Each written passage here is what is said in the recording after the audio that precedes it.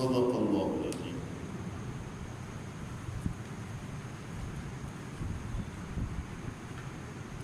آج 14 رمضان المبارک ہے، 8 مئی ہے۔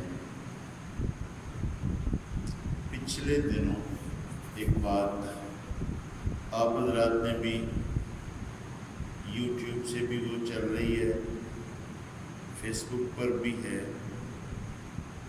کہ 12 مئی کو ثریا ستارہ طلوع ہوگا۔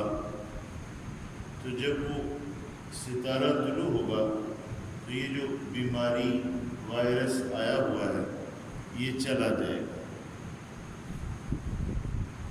اس کا کیا مقصد ہے، اس کا کیا تعلق ہے؟ مسند احمد حدیث کی ایک کتاب ہے، اس میں ایک روایت ہے جس میں سرور کونین صلی اللہ علیہ وسلم قربان جائے ارشاد فرمایا کہ پھلوں کی اس وقت تک بے فروخت کرنا نہ کیا کرو جب تک کہ وہ پک نہ جائے۔ یہ جو ہمارے ہاں یوں ہی ایک ہے باغ کو بیچنا، ایک ہے باغ کو کسی کو کرائے پر دینا، ٹھیکے پر دینا جسے کہتے ہیں، یہ سب جائز ہے۔ لیکن ابھی پھل نکلے ہی نہیں تو پھل کا سودا کر دینا یہ جائز نہیں ہے۔ پھر بعض دفعہ پھل نکلتے ہیں، آدمی سمجھتا ہے کہ بڑے اچھے پھل ہیں، لیکن ان کے اندر ایک بیماری ہوتی ہے کیڑا پڑنا، اور وہ کیڑا کہیں باہر سے نہیں آتا، وہ میرے مالک کا انداز ہے، اس کی قدرت ہے، اس کی شان ہے۔ تو ارشاد فرمایا کہ جب وہ ستارہ طلوع ہو جاتا ہے تو یہ جو پھلوں کی بیماری ہے، پھلوں کی بیماری تو یہ چلی جاتی ہے۔ اس کے بعد پھل صحیح سالم ہوتے ہیں، وہ کھجور کی جو بھی شکل ہو یا عربوں میں جو بھی پھل وہاں ہوتے ہیں اس کی جو بھی شکل ہو تو اس سے بیماری پھلوں کی چلی جاتی ہے۔ اس کا ہرگز اس سے تعلق نہیں ہے کہ 12 مئی کو وہ ستارہ چونکہ چند دنوں کے بعد 12 مئی آ رہا ہے طلوع ہوگا تو یہ بیماری چلی جائے گی۔ اس بیماری کا جانا کب ہوگا یہ اللہ پاک کے علم ہے۔ ابھی تک تو ہم آپ جو سن رہے ہیں خبروں میں، وہ تو پاکستان میں بھی ابھی اموات کی شرح پہلے سے زیادہ ہو گئی، بیماروں کی شرح وہ بھی تھوڑی سی بڑھ گئی، اور باقی مغربی ممالک میں کچھ جگہ پر اموات میں کمی ہوئی ہے، کچھ پر اسی طرح کچھ رفتار سے۔ تو یہ اس ستارے کے طلوع ہونے سے کوئی اس وائرس کے جانے کا کوئی تعلق نہیں۔ ایک تو یہ بات میں نے کہا یہ مسئلہ آپ کے سامنے عرض کر دوں۔ حضور نبی پاک صلی اللہ علیہ وسلم میرے آپ کے آقا، دو جہاں کے سردار، اس دنیا میں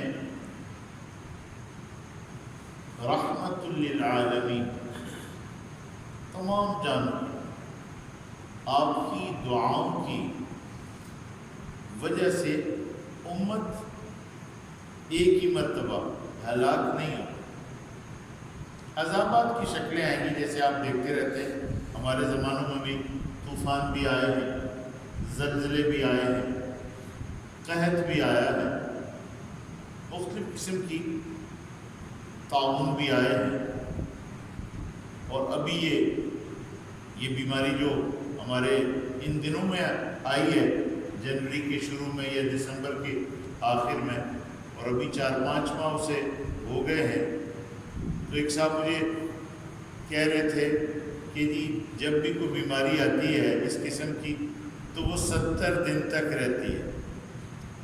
تو میں نے کہا یہ تو ہمارے اندازے ہیں، اب دیکھ لیں 70 کی بجائے ابھی تو وہ ڈبل 70 ہو گئے ہیں. یعنی کہ دسمبر میں آئے مئی جا رہا ہے تو 4 مہینوں کے بھی 121-22 دن تو ہوتے ہی ہیں اور کچھ اوپر نیچے کر رہے ہیں. تو میں نے کہا بھی ڈبل 70 ہو گیا ہے. تو اس کا یہ ہمارے 70 وغیرہ یا کوئی یہ صرف لوگوں کے اپنے خیالات بھی ہوتے ہیں. اور چلو نیت اچھی ہے کہ بھی 70 دن کے بعد چلی جائے تو ہمیں تو کوئی اختلاف نہیں، جانی چاہیے. اللہ سے روزانہ دعائیں مانگتے ہیں، یہاں بھی مانگتے ہیں، انفرادی طور پر بھی مانگتے ہیں. تو قربان جائیں ہمارے آپ کے آقا حضرت محمد مصطفیٰ صلی اللہ علیہ وسلم نے امت کے لیے عمر بھر دعائیں مانگی. اور جب آپ دنیا سے جا رہے تھے اس وقت اور جبریل آتے اس وقت بھی کہ میرے بعد میری امت کا کیا بنے گا، میرے بعد میری امت کا کیا بنے گا. اور قیامت کے دن امت ہی امت آپ کی بعثت، آپ تشریف لائے، آپ کو بھیجا گیا. آج ہمارے یہاں کچھ عرصہ سے حضور علیہ السلام کی بعثت کو، آپ کے دنیا میں آنے کے مقصد کو، کہ آپ کا دنیا میں آنا، تشریف لانا، بھیجا جانا، مبعوث ہونا، یہ بھیجا جانا، اس کا مقصد کیا ہے، اس پر کوئی نہیں بولتے.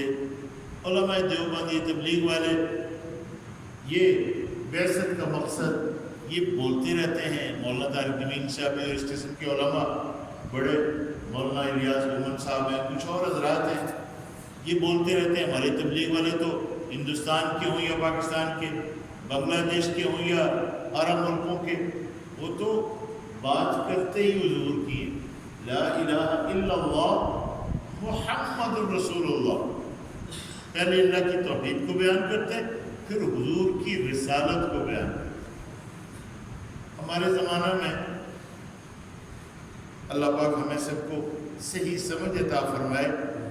یہ چلتا ہے کہ جی حضور کی ولادت کے بارے میں، جشن ولادت کو کہتے ہیں، جو بھی نام دیے ہوئے اس میں کوئی شک نہیں کہ حضور پاک صلی اللہ علیہ وسلم کی ولادت ہوئی.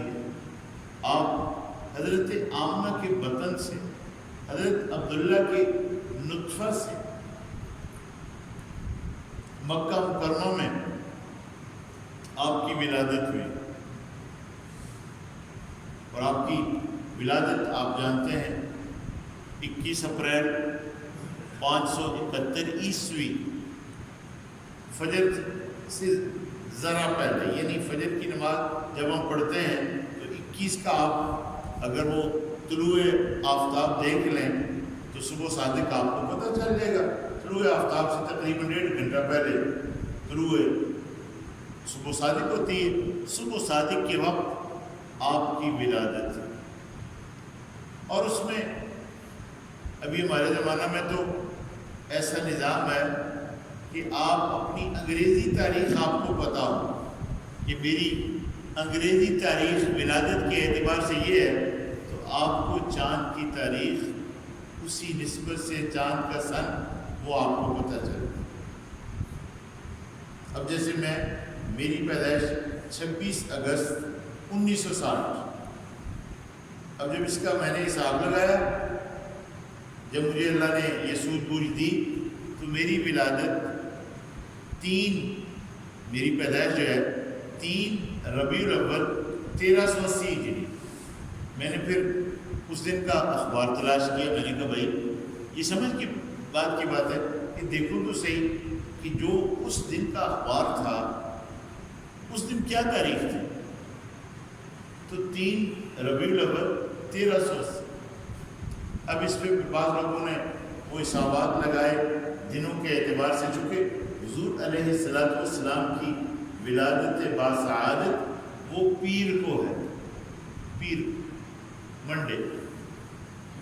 اب جب یہ سارے حسابات لگاتے ہیں تو بے شک معروف یہ ہو گیا کہ حضور پاک صلی اللہ علیہ وسلم کی ولادت 12 ربیع الاول کو ہے، مگر حسابات کے اعتبار سے وہ 12ویں دن کے اعتبار سے آتی نہیں کہ 12 ربیع الاول کو دن پیر نہیں بنتا۔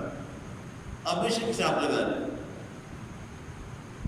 اگر چاند کے 1000 سالہ کیلنڈر کے بنانے والے اس دعویٰ کے ساتھ کیلنڈر بنا کر دینے کے لیے تیار ہیں کہ ہم آپ کو کیلنڈر بنا دیتے ہیں چاند کی ولادت اور اس اعتبار سے، اس میں کوئی فرق نہیں ہوگا،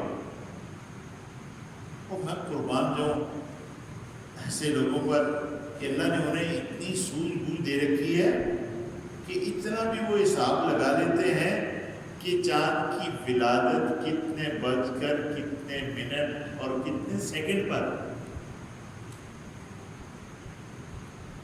ابھی میں آپ کا ساتھی ہوں، آپ میں سے ہوں، میں آپ کو آج کا چاند، میں چونکہ چاند کا حساب رکھتا ہوں تھوڑا سا، ہمارے یہاں جو رمضان المبارک شروع ہوا بالکل درست،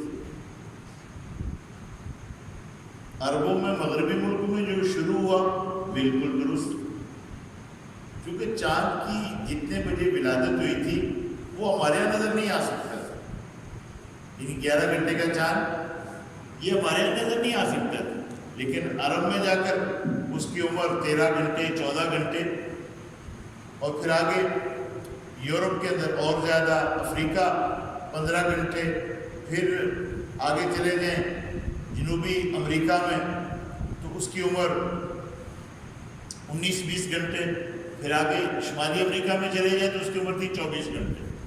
تو ان کا ہم سے روزہ کینیڈا والوں کا، امریکہ والوں کا 1 دن پہلے شروع ہوا، بالکل درست۔ ابھی جو آپ کا چاند آئے گا، جو شوال کا چاند ہے، اس شوال کے چاند کی جو پیدائش ہے وہ 22 کو رات پی ایم 11 PM کے قریب ہوگی، AM نہیں۔ اب وہ چاند 22 کو نظر نہیں آئے گا، جس کی ولادت ہی عشاء کے بعد ہو رہی ہے، نصف شب کے قریب ہو رہی ہے، لیکن اگلے دن 23 کو انشاءاللہ وہ چاند روئے زمین پر قابل رؤیت ہوگا۔ میں نے روئے زمین کا لفظ بولا، صرف پاکستان نہیں، انشاءاللہ اکثر زمین کے حصوں پر جہاں بادل نہیں ہوگا انشاءاللہ ان آنکھوں سے چاند دیکھا جا سکے گا۔ تو گویا کہ آپ کا رمضان انشاءاللہ پاکستان، ہندوستان، ان لوگوں کا امید ہے 29 کا ہوگا انشاءاللہ، اور باقی وہ جو مغربی ملک ہیں اگر وہ 1 دن پہلے نہ انہیں چاند نظر آ جائے تو ان کا رمضان انشاءاللہ 30 کا ہوگا۔ اور اگر وہ لوگ صحیح طور پر فیصلہ کریں تو اس سال اللہ پاک کے فضل و کرم سے پوری دنیا میں ایک عید ہو سکتی ہے آسانی کے ساتھ۔ اللہ تعالیٰ ہم سب کو، تو حضور علیہ السلام کا دنیا میں تشریف لانا، اس کا کوئی انکار کر سکتا ہے؟ آپ آئے، آپ بھیجے گئے، اور آپ کی بعثت کی تو دعائیں ابراہیم علیہ السلام مانگ کر گئے، ربنا وابعث فیہم رسولا منہم یتلو علیہم آیاتک۔ آپ نے دعائیں مانگی ہیں کہ اے ہمارے رب ان میں مکہ مکرمہ میں آبادی، کیونکہ اپنے گھر والوں کو چھوڑ کر جا رہے تھے، آپ سن چکے، تو ان کے لیے دعائیں کی، پھلوں کے رزق بھی دے، انہیں لوگوں کے جیوں کو، لوگوں کے دلوں کو ان کی طرف جھکا دے، اور اے اللہ ان میں انہی میں سے عظیم الشان رسول بھیج جو ان پر تیری آیات پڑھے اور انہیں حکمت سکھائے اور انہیں پاک کرے۔ تو ابراہیم علیہ السلام کی دعا کا نتیجہ ہے آپ اور آپ کی اولاد میں ہیں۔ دیکھیں ادھر بنی اسرائیل کا آپ سارا کچھ سن چکے ہیں۔ بنی اسرائیل میں بہت سارے لوگ، اور بنی اسماعیل میں ہمارے آپ کے آقا دو جہاں کے سردار حضرت محمد مصطفیٰ صلی اللہ علیہ وسلم مکہ مکرمہ میں بھیجے گئے، اور اللہ فرماتے ہیں کیوں بھیجا؟ لِتُنذِرَ أُمَّ الْقُرَىٰ وَمَنْ حَوْلَهَا۔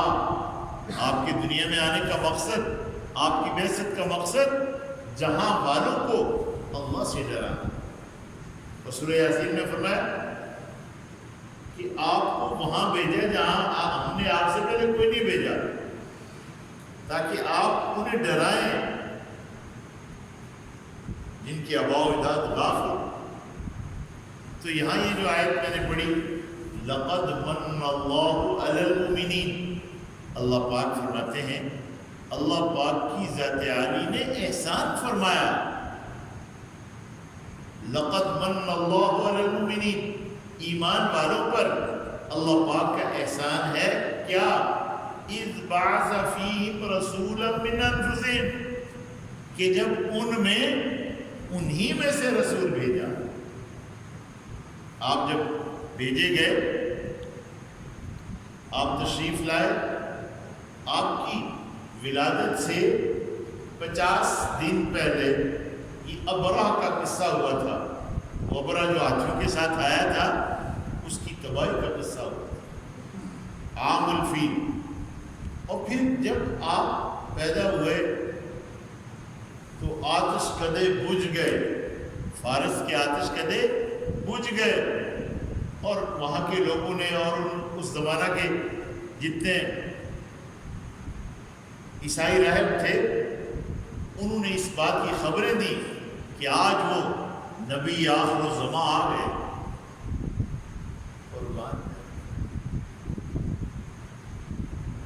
تو حضور علیہ السلام کی ولادت ہو گئی۔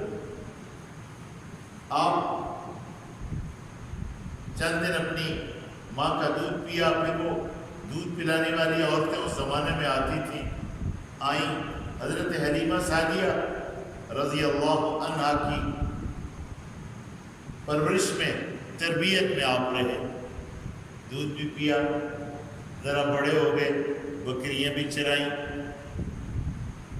اور ایک واقعہ تو آپ کے شق صدر کا اس پرورش کی زمانہ میں ہوا تھا، اور حضرت حلیمہ سعدیہ رحمہ رضی اللہ عنہ کا ایک بیٹا وہ آپ کے ساتھ تھا، وہ آپ سے بڑا تھا، ذرا سمجھدار تھا، حضور 4 برس کے ہوں گے غالباً۔ تو آپ کا جبریل امین نے شق صدر کیا تھا، تو بچہ دیکھ رہا تھا، اس نے کہا اماں جان یہ جو میرا قریشی بھائی ہے نا، آج اس کے ساتھ یہ ہوا ہے۔ اسے حلیمہ کو کیا پتا تھا کہ یہ کون ہے؟ یہ نبی آخر الزمان۔ وہ تو شعراء جو بھی کہیں، حلیمہ سعدیہ کی یہ سعادت تھی، وہ سعدیہ سعادت سے ہے کہ اسے اللہ پاک نے 2 جہاں کے سردار کا ماں بننے کا مرتبہ عطا فرمایا۔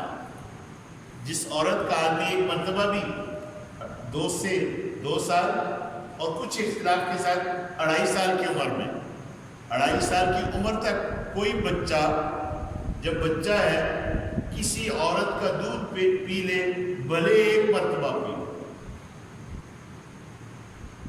تو وہ عورت اس کی ماں بن جاتی ہے، رضائی ماں، اور وہ بچہ اس ماں کا رضائی بیٹا بن جاتا ہے، اور اس عورت کے خامد کا رضائی بیٹا بن جاتا ہے، اور اس عورت کی جتنی اولاد ہے، بہنیں ہیں تو یعنی لڑکیاں ہیں تو اس کی بہنیں بن جاتی ہیں، لڑکے ہیں اور وہ اس کے بھائی بن جاتے ہیں، اور اس عورت کا ماموں، چچا، دادا، نانا، بھائی، جتنے اس عورت کے محرم رشتے ہیں وہ سب اس بچے جس نے اس عورت کا دودھ پیا ہے اس کے محرم بن جاتے ہیں۔ تو فرمایا بہت سارے رشتے تو ولادت سے ملتے ہیں، محرم اور بہت سارے رشتے رضاعت سے، دودھ پینے سے ملتے ہیں جو محرم بن جاتے ہیں۔ تو حضور علیہ الصلوۃ والسلام کی بعثت ہو گئی، پرورش ہو گئی اور آپ بڑے ہو گئے۔ آپ کی عمر مبارک 25 برس ہوئی تو پہلی آپ کی شادی ہوئی۔ ہماری ماں قربان گئے ام المومنین حضرت خدیجہ الکبریٰ رضی اللہ عنہا، جن سے ساری حضور کی اولاد ہے، سوائے ایک بیٹے ابراہیم کے جو ماریہ قبطیہ کے وطن سے ہیں۔ اب دیکھیں 25 برس، یہ بات کے باطل والوں نے پروپیگنڈا کیا کہ یہ آپ نے اتنی شادیاں کیوں کی؟ وہ بھی دیکھو تو صحیح، جب آدمی جوان ہوتا ہے اور اس کے جذبات پورے جوان ہوتے ہیں، اس وقت سرور کونین صلی اللہ علیہ وسلم نے جس ہماری ماں سے نکاح کیا ان کی عمر 40 کے قریب، اور حضور علیہ السلام کی عمر مبارک 25 برس، اور پھر 25 برس ان کے ساتھ گزرے ہیں۔ جب آپ کی عمر مبارک 50 برس ہوئی ہے، نبوت کے 10ویں سال میں ان کا انتقال ہوا ہے ہماری ماں کا، اور اسی سال میں انتقال ہوا ہے حضرت علی کرم اللہ وجہ کے والد ابو طالب کا، اور اس سن کو حضور نے غم کا سن فرمایا، غم کا سال فرمایا۔ تو حضور علیہ السلام کا یہ جو کثرت ازواج، اس پر اعتراض کیا جاتا ہے، وہ خواہشات کے لیے نہیں تھا، وہ تو تربیت کے لیے تھا کہ آپ کو ایک بڑی امت دی جا رہی ہے، اور امت کے اندر صرف مرد نہیں ہیں، امت کے اندر مرد بھی ہیں، امت کے اندر عورتیں بھی ہیں، اور زمانہ میدان آپ کا کتنا بڑا ہے، سارا عالم، ساری دنیا، سارا جہاں، سارے لوگ، قیامت تک آنے والے آخری انسان کے بھی آپ رسول، اور زمانہ محنت کا کتنا ملا ہے، وہ 23 برس ہے، اور آپ حجاز مقدس سے، عرب سے باہر نہیں تشریف لے گئے۔ اللہ پاک نے آپ کو فرمایا وَمَا أَرْسَلْنَاكَ إِلَّا كَافَّةً لِلنَّاسِ بَشِيرًا وَنَذِيرًا، ہمارے حبیب ہم نے آپ کو تمام انسانوں کے لیے بشیر و نذیر بنایا۔ حضور علیہ السلام کا دنیا میں تشریف لانا، بھئی اس کا کوئی منکر نہیں ہے۔ ایک آدمی شور کر رہا ہو، اس کے شور کا مقصد کیا ہے؟ اس کا انکار کو کر سکتا ہے؟ حضور کی زندگی بیان کرو، حضور کی رسالت بیان کرو، حضور کے دنیا میں آنے کا مقصد بیان کرو، جو قرآن حکیم نے یتلو علیہم آیاتہ ویزکیہم ویعلمہم الکتاب والحکمہ، یہ بیان کرو، اس کو کوئی نہیں بیان کرتا۔ بہت کم علماء ہیں، جیسے میں نے شروع میں عرض کیا کہ آپ کیوں آئے؟ آپ لوگوں کو جہنم سے نکال کر جنت کی طرف لانے کے لیے آئے، کفر سے نکال کر اسلام کی طرف لے کر آئے، کفر کے اندھیروں سے اسلام کے اجالوں کی طرف لائے۔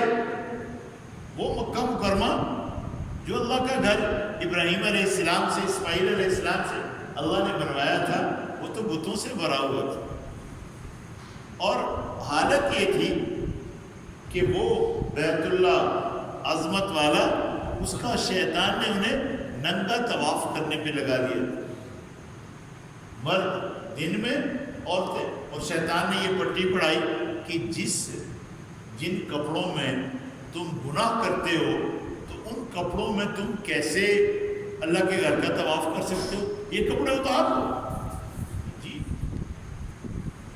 عورتیں رات کو، مرد دن، اور ان کا طواف کرنا اور ان کی نمازیں کیا تھی، وَمَا كَانَ صَلَاتُهُمْ عِندَ الْبَيْتِ إِلَّا مُكَاءً وَتَصْدِيًا، اللہ پاک فرما رہے، کوئی اور نہیں فرما رہا کہ ان کا کام کیا تھا بیت اللہ کے قریب تالیاں اور سیٹیاں، تالیاں اور سیٹیاں۔ یہ آپ جانتے ہیں نا، یہ جو میدانوں میں جب میچز ہوتے ہیں تو ان کے دل میں لوگ تالیاں اور سیٹیاں، یہ تالیاں اور سیٹیاں یہ اسلام میں نہیں ہے۔ اسلام میں کیا؟ اللہ اکبر۔ یہ عرب لوگ ہیں نا، تو اگر کہیں کوئی ضرورت ہوتی ہے نا، کہتے ہیں تکبیر، اللہ اکبر۔ اور ہمارے یہاں جناب بعض جگہوں میں میں نے دیکھا، وہ ہندوستان میں ہمارے مقرر بڑے شاندار آدمی ہیں، ان سے اللہ نے بڑا کام لیا۔ اختلافات تو ہوتے ہیں، مسلکی اختلافات اپنی جگہ پر ہوتے ہیں، سکول کے اختلاف، آپ جس سکول کے پڑھے ہوئے ہیں آپ اس سکول کا تھاٹ دیں گے، بھائی ہمارے جس سکول کے پڑھے ہوئے اس کو لے کر چلیں گے، وہ ایک الگ چیز ہے۔ لیکن ان سے اللہ نے کفر کے خلاف ڈاکٹر ذاکر نائک صاحب بڑا کام لیا۔ اور آپ عجیب، وہ کہتے ہیں جس آدمی کو کسی سے مناسبت ہوتی ہے نا، اللہ پاک اسے ملا بھی دیتے ہیں۔ وہ میں اپنے بچوں کے ساتھ سن 2015 میں اللہ پاک میرے سارے بچوں کو، میری بیٹیوں کو لے گئے، تو ہم نا وہاں طواف کر رہے تھے، میں، میری گھر والی، بیٹیاں ساتھ، تو میں نے دیکھا وہ ڈاکٹر ذاکر نائک صاحب وہ کھڑے تھے، مجھ سے بڑے ہیں وہ تو وہ پہلے کی جو ان کی ویڈیوز ہیں وہ دیکھ کر لوگ کہتے ہیں شاید وہ چھوٹے ہیں، چھوٹے نہیں ہیں۔ تو وہ میں نے گھر والوں کو کہا، میں نے مجھے تو ڈاکٹر ذاکر نائک لگتے ہیں۔ طواف میں تھے، ہم طواف کے چکر میں وہ جو ایک پل بنا ہوا تھا کچھ عرصہ وہاں، وہ حرم میں تعمیرات ہو رہی تھی، تو درمیان میں انہوں نے 2 منزلہ پل بنایا تھا طواف کے لیے، اس پر تو میں نے ان کو کہا، سلام کیا، میں نے کہا جی آپ ذاکر نائک ہیں؟ کہ ہاں میں ہوئی، سلام دعا ان سے ہو گئی۔ تو میں وہ یہ عرض کر رہا ہوں کہ اب یہ لوگ جن سے اللہ پاک کام لیتے ہیں ان کی مخالفت نہیں کرنی چاہیے، اپنی اپنی سوچ ہوتی ہے۔ تو حضور پاک صلی اللہ علیہ وسلم نے ہمیں آپ کو بھیجا ہے، حضور علیہ السلام کی امت میں اللہ پاک نے ہمیں بھیجا ہے۔ کیوں بھیجا ہے؟ کہ ہم وہ کام کریں جو حضور نے کیا۔ تو حضور علیہ السلام کی بعثت کا مقصد دنیا میں کفر کو ختم کرنا، باطل کو ختم کرنا۔ جاء الحق وزهق الباطل، آپ حق آئے، آپ حق ہیں، اور آپ کے لیے اللہ نے فرمایا والذی ارسل رسولہ بالہدی، اللہ پاک نے آپ کو ہدایت والا رسول بنایا، ودین الحق، حق دین کے ساتھ، لیظہرہ علی الدین کلہ، تاکہ تمام ادیان باطلہ پر آپ کا دین اللہ غالب کر، ولو کرہ الکافرون ولو کرہ المشرکون، اگرچہ یہ بات مشرکین کو بری لگے، اچھی نہ لگے۔ تو محترم بھائیوں، آج اتنا ہی، بقیہ انشاءاللہ کسی دوسرے درس میں حضور علیہ السلام کی دنیا میں تشریف لانے کا مقصد ہے۔ آپ یوں ہی نہیں آئے، ہم جناب وہ ولادت کے بیان اور ولادت کی جھنڈیاں بھی ضرور لگاؤ تم، لیکن اس پر کو لوگوں کو کام تو دو۔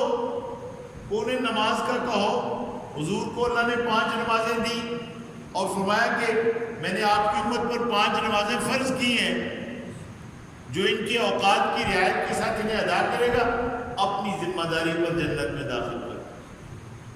حضور زکوٰۃ کا حکم لے کر آئے، وہ زکوٰۃ کا تو لوگوں کو کہو۔ حضور رمضان کے روزے لے کر آئے، وہ تو لوگوں کو سمجھاؤ۔ حضور حج لے کر آئے، وہ تو لوگوں کو سمجھاؤ۔ وہ تو تمہاری 2 زبانوں سے کبھی کسی نے سنا ہی نہیں کہ نماز، روزہ، حج، زکوٰۃ کا بیان۔ تمہاری زبانوں پر تو ایک ہی ہے کہ کیسے لوگوں سے کھانا ہے، کیسے لوگوں سے نکالنا ہے۔ آپ یقین کریں، ایسا ضعیف عقیدہ کہ آدمی روٹی کھانے کے لیے، تنخواہ لینے کے لیے دین کو چھپا دے، حق کو چھپا دے۔ اللہ کی ان لوگوں پر لعنت ہے قرآن حکیم میں جو حق کو چھپاتے ہیں اور جو حق کو بدلتے ہیں۔ چہرہ دیکھ کر مسئلہ بتانا، چہرہ دیکھ کر بات کرنا یہ نہیں ہے، یہ نہیں۔ وَلَا تَلْبِسُوا الْحَقَّ بِالْبَاطِلِ، حق اور باطل کو ملاؤ نہیں، حق حق ہے۔ جب حق آتا ہے جیسے میں نے پہلے آیت پڑھی تو باطل چلا جاتا ہے۔ تو حق کی محنت اللہ پاک مجھے بھی اور آپ کو بھی اس کے لیے قبول فرمائے۔ جو عرض کیا ہے اللہ پاک قبول فرمائے۔ کوئی غلطی ہو گئی ہے، نسیان بھی یا بندہ بھول بھی جاتا ہے، اللہ پاک معاف فرمائے۔ اور حضور علیہ السلام کی شان کتنی ہے، اللہ پاک اور اس کے بعد حضور، بس بات از خدا، بزرگ توئی قصہ ہے مختصر، پہلے اللہ، اس کے ساتھ محمد رسول اللہ، لا الہ الا اللہ محمد الرسول اللہ۔ اس وقت کوئی کلمہ پڑھے لا الہ الا اللہ موسیٰ کلیم اللہ، یہ نہیں چلے گا۔ لا الہ الا اللہ عیسیٰ روح اللہ، یہ نہیں چلے گا۔ لا الہ الا اللہ آدم صفی اللہ، یہ نہیں چلے گا۔ اب قیامت تک لا الہ الا اللہ محمد رسول اللہ، اور جس نے ایک مرتبہ پڑھ لیا ہمیشہ جنت میں۔ من قال لا الہ الا اللہ مخلصا من قلبه دخل الجنہ، من کان آخر کلامی لا الہ الا اللہ دخل الجنہ۔ آپ حضور علیہ السلام ایک باغ میں تشریف فرما، حضرت عمر آئے تو فرمایا اس کے پیچھے جو بھی اس بات کی گواہی دے اشہد ان لا الہ الا اللہ واشہد ان محمد رسول اللہ، اس کے لیے جنت واجب ہو گئی۔ آپ کو اللہ نے وہ کلمہ دیا کہ جس نے ایک مرتبہ پڑھ لیا، زبان سے پڑھا، دل سے اس کی تصدیق کی، وہ ہمیشہ کے لیے جنتی ہو گیا۔ وہ جہنم میں ہمیشہ نہیں رہے گا۔ اگر کوئی اپنے گناہوں کی وجہ سے جہنم میں پاک ہونے کے لیے رہا، اللہ پاک کریں گے نہیں۔ جنت میں بھیجنا پاک کرنے کے لیے، پاک جگہ پہ بھیجنا تو پاک کر کے بھیجیں گے۔ تو جہنم میں جانا ہوگا تھوڑا سا پاک ہونے کے لیے گناہوں کی وجہ سے ہمیشہ۔ لیکن یاد رکھیں شرک نہ کیا، شرک نہیں کرنا، اللہ کے برابر کسی کو نہیں بنانا۔ اب جیسے عیسیٰ علیہ السلام کو لوگوں نے کہا یہ بھی اللہ ہے، مریم صدیقہ یہ بھی اللہ ہے، ایسا نہیں ہے، اللہ ایک ہے۔ وہ قرآن حکیم میں اللہ نے فرما دیا وَإِلَٰهُكُمْ إِلَٰهٌ وَاحِدٌ، تمہارا اللہ ایک ہے۔ قُلْ هُوَ اللَّهُ أَحَدٌ، آپ فرما دیں اللہ ایک ہے۔